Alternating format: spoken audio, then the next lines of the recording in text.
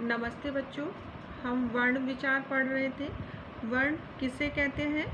वह ध्वनि चिन्ह जिनके और खंड नहीं किए जा सकते, यानी जिसके टुकड़े नहीं किए जा सकते, उसे हम क्या कहते हैं? वर्ण। यानी जो भाषा की सबसे छोटी इकाई है वह क्या कहलाती है? वर्ण। वर्णों का निश्चित क्रम क्या कहलाता है? वर्णमाला। वर्ण के दो भेद होते हैं, कौन कौन से? स्वर और व्यंजन। जब किसी वर्ण के उच्चारण के समय हवा बिना किसी रुकावट के मुख से बाहर निकलती है, उसे हम क्या कहते हैं? स्वर। स्वरों के कितने भेद होते हैं? 3 भेद। कौन कौन से? ह्रस्व स्वर, दीर्घ स्वर और प्लुत स्वर। आगे हम पढ़ेंगे व्यंजन। व्यंजन किसे कहते हैं? ऐसी ध्वनियाँ जिनका स्वतंत्र रूप से लेखन संभव है, यानी ऐसे जो वर्ण हैं जिनको हम स्वतंत्र रूप से लिख सकते हैं, परंतु उच्चारण के लिए स्वरों की सहायता लेनी पड़ती है। लेकिन उनको बोलने के लिए हमें किसकी सहायता लेनी पड़ती है? स्वरों की सहायता लेनी पड़ती है। उन्हें हम क्या कहते हैं? व्यंजन। यानी जिन वर्णों के उच्चारण के लिए हमें स्वरों की सहायता लेनी पड़ती है वो क्या कहलाते हैं? व्यंजन वर्ण। जैसे ये आपकी व्यंजन माला है, आप इनको लिख सकते हो क ख ग घ ण, मगर इनको उच्चारित नहीं कर सकते, क्योंकि जो क है ये इसमें क्या शामिल है? अ। जैसे ये क्या हो जाएगा? क, मगर जब हम इसमें ई की मात्रा लगा देंगे, छोटी ई की, तो क्या हो जाएगा? की। और जब हम इसमें बड़ी ई की मात्रा लगाएंगे तो क्या हो जाएगा? की। इसी तरह क में ऊ की मात्रा लगाएंगे तो क्या हो जाएगा? कु। इसी तरह क में बड़े ऊ की मात्रा लगाएंगे तो क्या हो जाएगा? कु। तो हम इनको लिख सकते हैं, मगर ये क्या है? स्वर और उनकी मात्रा है, इनके बिना हम इनको उच्चारित नहीं कर सकते। जैसे क, की, कु, तो इनमें क्या है? स्वर शामिल है, तो हम इन्हें लिख तो सकते हैं मगर बिना स्वरों की सहायता से इनको बोल नहीं सकते। तो ये हमारे क्या कहलाते हैं? व्यंजन। और व्यंजनमाला यानी जितने भी हमारे व्यंजन हैं इसमें सभी शामिल होते हैं। जैसे क वर्ग में कौन कौन से व्यंजन आते हैं? क, ख, ग, घ, ण। च वर्ग में च, छ, ज, झ, य। ट, ठ, ड, ढ, ण। त, थ, द, ध, न। प, फ, ब, भ, म। य, र, ल, व। श, श, श, ह। छ, त्र, य, श और ड और ण। ये हमारे सभी क्या हैं? व्यंजनमाला। मगर बच्चों आपको मालूम होना चाहिए कि क वर्ग में कौन से हैं। उसका जो प्रथम है, द्वितीय है, तृतीय है, चतुर्थी है, ये पंचम वर्ग है। तो जब आप व्यंजन संधि करोगे या जब भी हम करते हैं संधि या समास, संधि करते हैं तो हमारी ये व्यंजनमाला काम आती है, क्योंकि उसमें आता है वर्ग का प्रथम वर्ग, वर्ग का द्वितीय वर्ग, वर्ग का तृतीय वर्ग, वर्ग का चतुर्थ वर्ग और पंचम वर्ग। इस तरह से आपको याद होना चाहिए कि क वर्ग में कौन सा आता है, च वर्ग में कौन से वर्ण आते हैं, त, प और इनमें कौन से वर्ण आते हैं। अंत्यस्थ व्यंजन कौन से हमारे? य, र, ल, व। ऊष्म व्यंजन श, स, स, ह। और संयुक्त अक्षर कौन से हैं? श, त्र, य और श। उच्छिष्ट व्यंजन कौन से होते हैं? जिन शब्दों का प्रारंभ ना तो ये प्रारंभ से कोई शब्द इनसे शुरू नहीं होता, ये यानी ये शब्द के प्रारंभ में है, नहीं आते हैं। ये कौन से वर्ण कहलाते हैं? उच्छिष्ट वर्ण। मूल रूप से 33 क्या होते हैं? व्यंजन होते हैं। संयुक्त व्यंजन और अन्य को मिलाकर इनकी संख्या कितनी हो जाती है? 39 यानी 39। व्यंजन के भेद। व्यंजन के 3 भेद होते हैं, कौन कौन से? स्पर्श व्यंजन, अंत्यस्थ व्यंजन, ऊष्म व्यंजन। और जो स्वर थे उसके कितने भेद होते हैं? उसके भी 3 भेद होते हैं। कौन कौन से? ह्रस्व स्वर, दीर्घ स्वर और प्लुत स्वर। और व्यंजन के कितने भेद होते हैं? 3, स्पर्श व्यंजन, अंत्यस्थ व्यंजन और ऊष्म व्यंजन। स्पर्श व्यंजन किसे कहते हैं? जिन वर्णों का उच्चारण करते समय जो श्वास वायु है वो हमारे कंठ, होठ, जिह्वा को स्पर्श करती है, यानी जो गले को भी छूती है, होठ और जीभ को जो स्पर्श करती हुई बाहर निकलती है, उन्हें हम क्या कहते हैं? स्पर्श व्यंजन। यानी स्पर्श करते हुए जो हमारे गले से, जीभ से स्पर्श करते हुए बाहर निकलती है, उसे हम क्या कहते हैं? स्पर्श व्यंजन कहते हैं।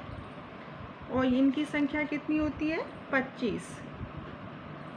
यानी जो प वर्ग तक है, क वर्ग से लेकर प वर्ग, ये सारे हमारे क्या कहलाते हैं बेटा? स्पर्श व्यंजन।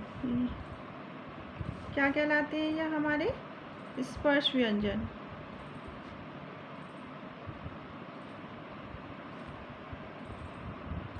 और जो स्पर्श व्यंजन है, इनका जो नाम है किसके आधार पर जाना जाता है? इनके प्रथम नाम से। जैसे क वर्ग है, च वर्ग है, ट वर्ग, त वर्ग और प वर्ग। और इन सभी व्यंजनों में क्या शामिल होता है? अ। इन सभी व्यंजनों में क्या शामिल होता है? अ। जैसे क, ख, ग, किसकी ध्वनि आ रही है? अ की। तो इन स्पर्श व्यंजनों में क्या शामिल होता है? अ। अंत्यस्थ व्यंजन कौन से होते हैं? कि जिन वर्णों का उच्चारण करते समय जीभ मुंह के किसी भाग को पूर्ण स्पर्श नहीं करती, उन्हें हम क्या कहते हैं? अंत्यस्थ व्यंजन। और इनकी संख्या कितनी होती है? 4, य, र, ल, व। यानी अंत्यस्थ व्यंजन किसने कहते हैं? जिन वर्णों का उच्चारण करते समय जीभ मुंह के किसी भी भाग को पूरी तरह से स्पर्श नहीं करती है, पूरी तरह से छूती नहीं है, उन्हें हम क्या कहते हैं? अंत्यस्थ व्यंजन। इनकी संख्या 4 होती है।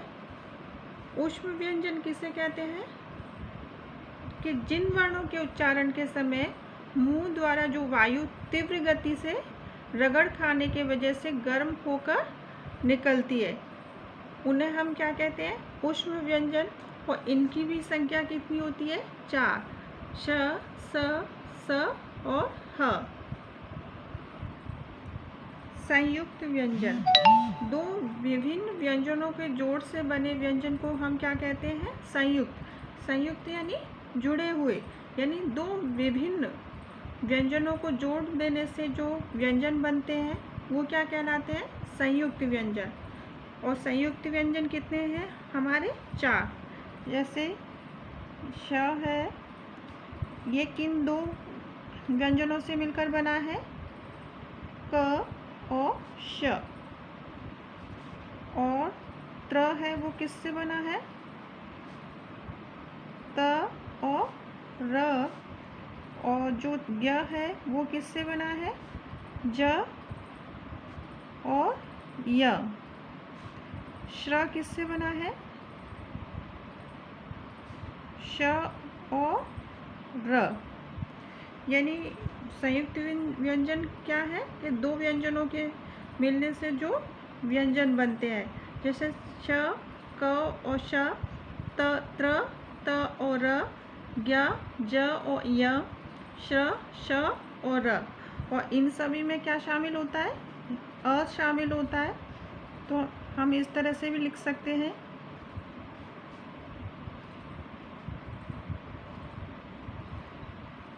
तो ये हमारे क्या है? संयुक्त व्यंजन।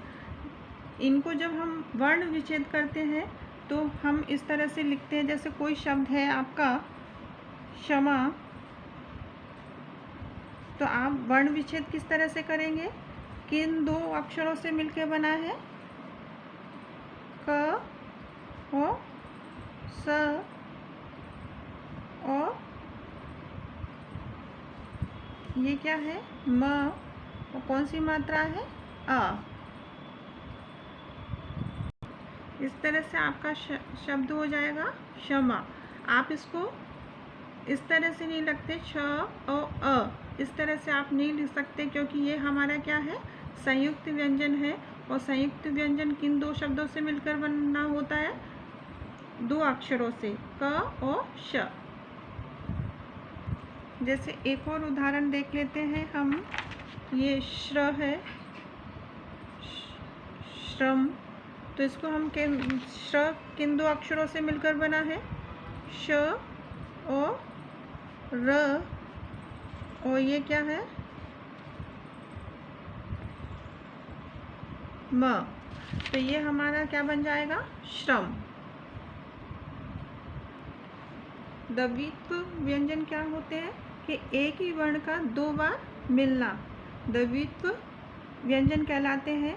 जैसे हमारा शब्द है गन्ना, ये हमारे क्या है, एक ही वर्ण का दो बार ये लिखना। जैसे न और न, एक ही वर्ण को हमने कितनी बार लिखा है, दो बार, तो ये हमारे द्वित्व व्यंजन कहलाते हैं। जैसे अन्न, ये व्यंजन कितनी बार लिखे हैं, दो बार। जैसे हम लिख सकते हैं सज्जन, तो ये व्यंजन कितनी बार आए, दो बार, तो ये कौन से हैं, द्वित्व व्यंजन। अगला है हमारा संयुक्त अक्षर। संयुक्त अक्षर कौन से होते हैं, जब एक स्वर रहित व्यंजन का भिन्न स्वर सहित व्यंजन में मेल होता है। यानी एक में तो स्वर नहीं होता और दूसरे में स्वर होता है, तो वो कौन से हमारे व्यंजन कहलाते हैं, संयुक्त अक्षर कहलाते हैं। जैसे हमारे रम्य है, दूसरा प्रश्न है, यानी श है, इसमें क्या है, स्वर शामिल नहीं है, और न में क्या है, स्वर शामिल है। यानी एक तो व्यंजन है वो स्वर सहित है, और एक व्यंजन है जो स्वर रहित है, तो ऐसे संयुक्त अक्षर कहलाते हैं। आज हमने व्यंजन पढ़ा है, इसे आप दोबारा पढ़िएगा। व्यंजन किसे कहते हैं, ऐसी ध्वनियाँ जिनका स्वतंत्र रूप से उच्चारण नहीं किया जा सकता। उनके उच्चारण के लिए हमें किसकी सहायता लेनी पड़ती है, स्वरों की सहायता लेनी पड़ती है। क्या कहलाते हैं, व्यंजन।